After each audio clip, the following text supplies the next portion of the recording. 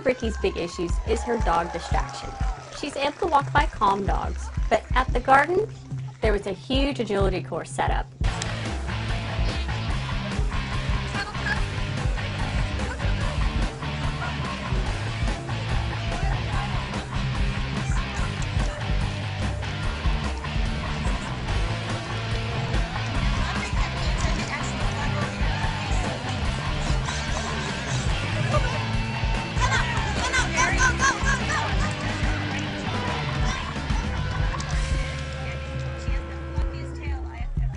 One of the dogs waiting for its turn for the course was very excited. It was running back and forth, turning circles in its kennel, and Ricky was kind of feeding off this energy, and she in turn started to whine and bark and just have a hard time keeping her cool too. She's almost like a kid, really excited by something, and she's tugging on my shirt going, "Mommy, Mommy, look, look, that's really cool. I'm so excited about this," and she's practically jumping up and down. She's not lunging at these other dogs and trying to get to them. She's just very animated and very excitable. So I'm hoping she will eventually outgrow this, but we're kind of running out of time.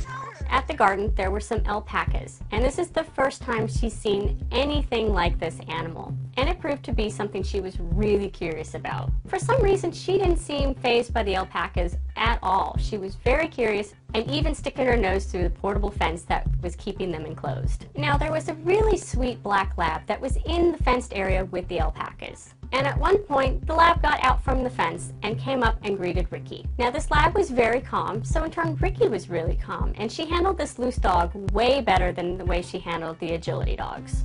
After we checked out the agility dogs and the alpacas, we decided to take Ricky on a walk through the grounds to explore the gardens. I did take Ricky to this event last year, but she was just a little too small to really fully walk the garden grounds. So this year, she was old enough to go with me, and we got to enjoy the beautiful flowers, not only with their beautiful sight, but they smelled wonderful. During our tour of the grounds, we came across a little boy that was infatuated with Ricky.